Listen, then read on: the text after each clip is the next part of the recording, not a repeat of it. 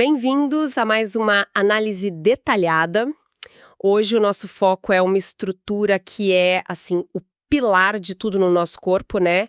A medula espinhal. Exato. A gente tem um material bem completo sobre a arquitetura dela e a missão aqui é tentar desvendar como é que essa coluna de tecido consegue ser o cabo mestre de controle para tudo. É uma ótima forma de colocar, porque a resposta não é só a estrutura, mas a organização dela. A medula não é um fio único, sabe? Certo. Ela é segmentada. É quase como se fosse feita em módulos.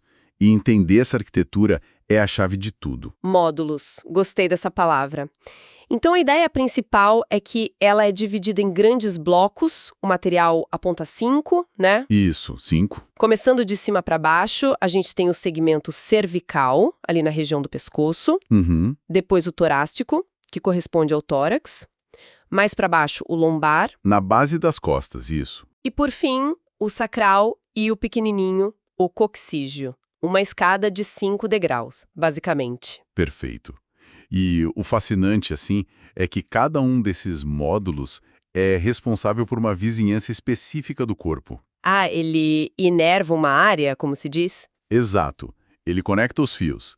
Cada segmento envia os cabos de energia para os músculos daquela região e recebe os cabos de dados dos sensores da pele, tipo toque, temperatura. Nossa, por isso que isso é tão importante para um diagnóstico, né? Exatamente. Um problema num nível específico da medula, ele se manifesta numa parte muito particular do corpo. É como ter um mapa difusível do corpo humano. Que analogia perfeita. Mapa de fusíveis. Ok, então vamos começar a explorar esse mapa pelo topo, pelo segmento cervical. Vamos lá. O material diz que ele tem 8 níveis, de C1 a C8. Mas, peraí, lendo isso aqui, uma coisa me chamou a atenção. 8 pares de nervos cervicais, mas a gente só tem 7 vértebras cervicais. Como é que essa conta fecha? De onde que vem esse 8º nervo se não tem uma vértebra C8? Essa é a primeira grande pegadinha da anatomia da medula.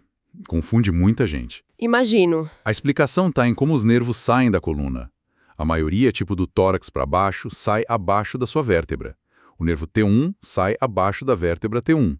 T2 abaixo da T2. Certo, essa é a regra. É a regra. Mas, na cervical, a coisa é diferente. O primeiro nervo, o C1, ele sai acima da primeira vértebra. Ah, Seguindo essa lógica, o C2 sai acima da vértebra C2 e assim por diante até o C7, que sai acima da vértebra C7. Isso deixa um espaço vago, sabe? Abaixo da 7ª vértebra, mas antes da primeira torácica. entendi. E é nesse espaço que emerge o nervo C8. E a partir daí, de T1 para baixo, tudo volta ao normal, com o nervo saindo abaixo da vértebra. Nossa, então o C8 é um nervo meio órfão de vértebra. Ele vive nessa zona de transição. Que detalhe. Um detalhe fundamental. Saber isso muda tudo para um neurocirurgião, por exemplo. Uma hérnia de disco entre C7 e T1 vai comprimir qual nervo? O C8. Uau, é o tipo de conhecimento que tem implicações muito sérias. Diretas. Entender essa anomalia do C8 é o que separa o conhecimento superficial do domínio de verdade. E, falando em domínio, para quem está estudando e nos ouve, consolidar essa montanha de detalhes é o grande desafio, não é? Com certeza. A gente lê, acha que entendeu, mas na hora H, a memória falha. É por isso que uma preparação estruturada que força você a praticar faz toda a diferença. Sem dúvida. É aí que o jogo vira. Se você é estudante e quer se preparar de verdade, entra agora em medcob.com.br, baixa o app e aproveita o maior banco de questões do Brasil, com provas anteriores de todas as instituições, questões comentadas, resumos práticos, aulas completas e flashcards prontos para revisar onde quiser. É a prática, né? É o caminho. É o que transforma um detalhe como a história do C8 em conhecimento permanente. Bom, saindo dessa seção cervical, a gente desce para o segmento torácico. E aqui, pelo que entendi, a história é mais comportada. Bem mais. A região torácica é onde a regra se estabelece. Então aqui os números batem. O material fala em 12 níveis, de T1 até 12? Exatamente. 12 níveis na medula, 12 pares de nervos torácicos e 12 vértebras torácicas. É uma organização limpa, um para um. E por que essa simplicidade justo aí? Complexidade de movimento que a gente vê nos braços e pernas, então a fiação pode ser mais regular. Faz todo sentido. A complexidade do hardware neural reflete a complexidade da função. E isso me leva a uma pergunta. Manda. Se a cervical é mais complexa por causa dos braços, o que acontece mais para baixo, na região lombar, que precisa controlar as pernas? A gente volta para essa simplicidade ou encontra outra zona de complexidade? Excelente pergunta. E a resposta é visível, literalmente. A medula não é um cilindro de diâmetro uniforme. Ela tem duas áreas onde ela é mais gorda, mais espessa. Sério? Sim, são chamados alargamentos. O primeiro é o alargamento cervical, o centro de controle dos braços. O segundo é o alargamento lombar, que é exatamente o que você intuiu, o centro de controle massivo para as pernas. Ah, então a medula engorda onde tem mais trabalho para fazer, onde precisa de mais poder de processamento. Perfeito. É exatamente isso. Essas áreas mais grossas, as intumescências, são a prova física da quantidade enorme de neurônios que precisa para controlar os movimentos finos da mão ou a força de uma perna. Que incrível! Então, quando a gente chega nos segmentos lombar, que vai de L1 a L5, e sacral, de S1 a S5, a contagem de nervos e vértebras é direta, 5 de cada, mas a complexidade ali dentro é imensa. E esses nervos, eles formam tipo uma rede, né? Não sai só um fiozinho para cada lugar. Sim, eles formam o que a gente chama de plexo lombosacral. É como se os fios de L1 a S4 entrassem numa grande central de fiação, se misturassem e se reorganizassem. Para otimizar a distribuição. Exato.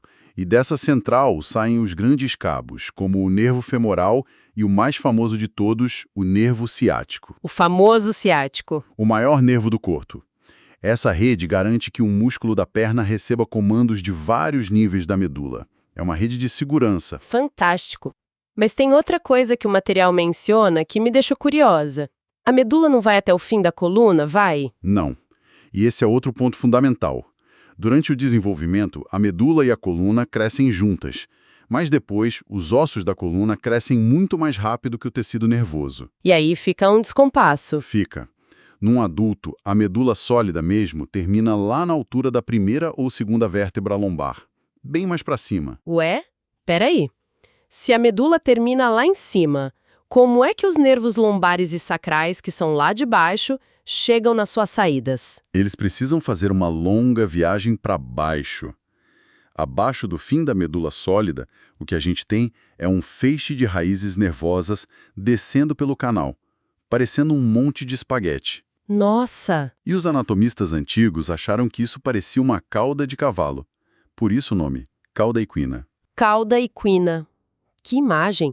Então, uma lesão na parte de baixo da coluna não pega a medula, pega essa cauda. Exatamente. Isso tem uma implicação prática gigantesca. É por isso que a punção lombar é segura. Ah, para coletar o líquido da medula? Isso, o líquor. Os médicos inserem a agulha lá embaixo porque sabem que ali não tem mais medula sólida para furar. A agulha entra no meio da cauda equina e os nervos, que são flexíveis, simplesmente se afastam. É genial. E para fechar a nossa contagem, falta só o último segmento, o coxígeo. Imagino que seja bem menor. Sim, é a porção final bem rudimentar. Dá origem a um único par de nervos coxígeos. É o final da linha. Então, vamos somar tudo. Temos 8 pares cervicais, a nossa exceção, Certo. mais 12 torácicos, que é a regra, 5 lombares e 5 sacrais, o centro de força das pernas, e um coxígeo. A conta é 8 mais 12 dá 20. Mais 5 lombares, 25. Mais 5 sacrais, 30. Com o coxígeo, fechamos em 31. 31 pares de nervos espinhais. Essas são as 31 autoestradas de informação que conectam o cérebro a todo o resto do corpo. Uma ótima síntese. Então, resumindo os pontos-chave. A medula tem 5 segmentos que dão origem a 31 pares de nervos. A grande pegadinha é cervical, com 8 nervos para 7 vértebras. Vimos que ela não é uniforme, ela se alarga para controlar os membros. E, por fim, que ela é mais curta que a coluna, criando a cauda equina, o que é crucial para a medicina. Exato. E isso, sabe, levanta uma questão que vai além da descrição. O material nos diz o que e como, mas nos força a pensar no porquê. Por que a evolução fez desse jeito? Exato, porque essa diferença numérica surgiu justo no pescoço. E por que a nossa medula ficou curta em relação à coluna? Foi só uma consequência do nosso crescimento ou essa separação entre a medula e a cauda equina trouxe alguma vantagem evolutiva? Talvez mais flexibilidade? Nossa, é verdade. Fica a reflexão, né? É um ponto de partida fascinante para pensar em como a engenharia da nossa própria biologia moldou quem a gente